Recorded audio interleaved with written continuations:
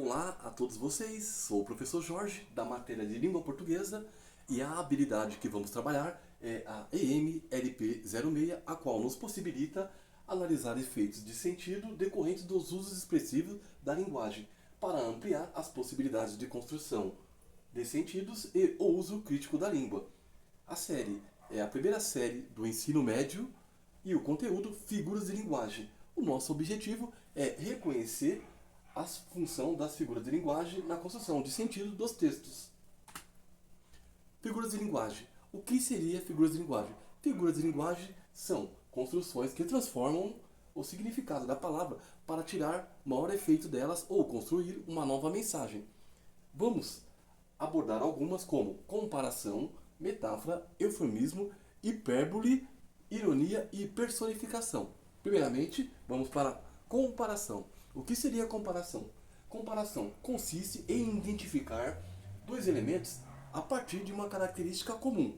Exemplos: Jorge é alto feito um poste. Estou comparando Jorge à altura de um poste. O meu termo comparativo é a palavra feito. Outro exemplo: Jorge é bravo como uma fera. Estou comparando Jorge à brabeza de uma fera. O meu termo comparativo é a palavra como. Outro exemplo para não esquecermos: Jorge é belo que nem uma estátua grega. Estou comparando Jorge à beleza de uma estátua grega. E o meu termo comparativo é a palavra que nem. Para não esquecermos, na comparação é obrigatório o uso dos termos comparativos, conforme destacado nas orações acima. Vamos agora para metáfora. O que seria metáfora? Metáfora é o resultado de uma comparação mental ou o emprego da palavra fora do sentido normal, por efeito de analogia. Exemplos: Jorge era um poste. Jorge não é um poste. Jorge é uma pessoa. Então, por efeito de analogia, estou comparando Jorge à altura de um poste, porque um poste é alto. Outro exemplo: Jorge era uma fera.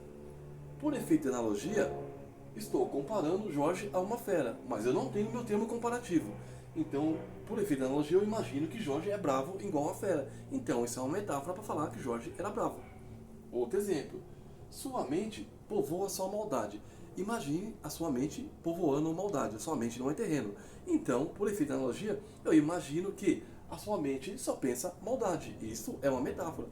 Para não esquecermos, na metáfora não há a presença do termo comparativo.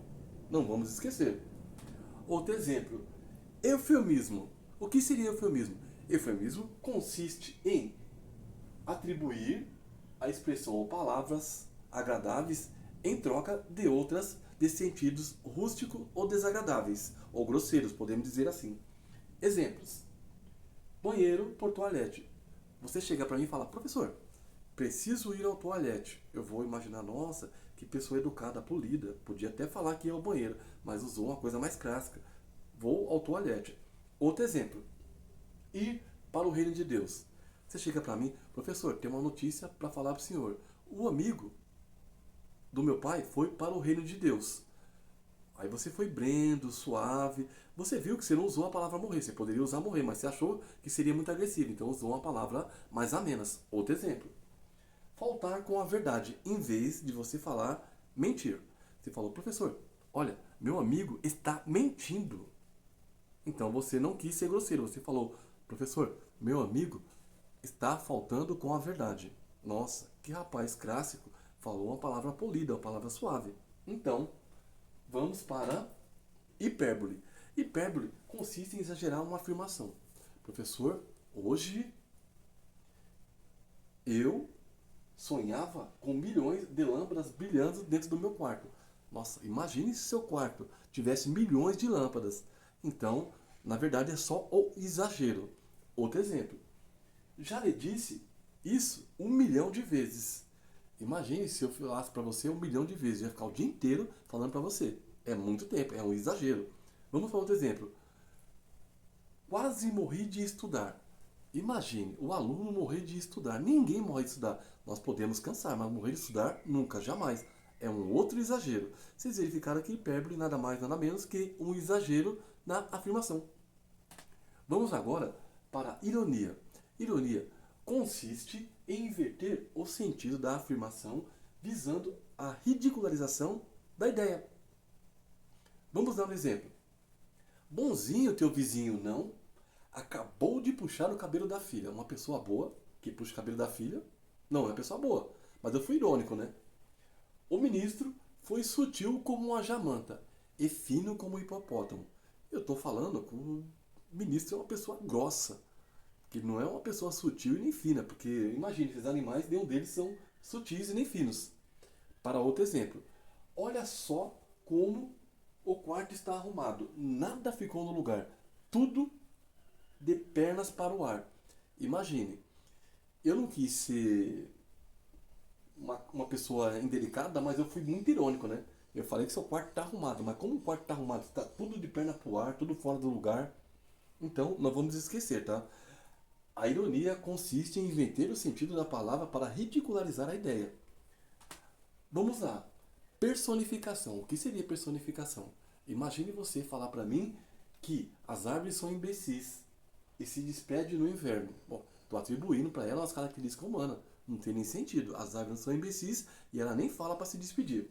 Outro exemplo. A raposa disse algo que convenceu o corvo. Imagina a raposa convencendo o corvo. Conversando com o corvo. A raposa não fala. Ela é um ser irracional. Então, outro exemplo. O café foi um grande vilão. O café não é um vilão. O café não mata ninguém. O café não rouba ninguém. O café simplesmente é um líquido que nós tomamos. E é muito bom tomar um café. Não é verdade? Tomar um café? Então, verifica aqui. Personificação é a atribuição de qualidade e sentimentos humanos a seres inanimados ou irracionais. Mas vamos parar por aqui. Abordamos aqui algumas figuras de linguagem, mas na próxima aula continuaremos, pois ainda há muitas que devemos conhecer. Muito obrigado e um excelente dia a todos vocês, meus alunos.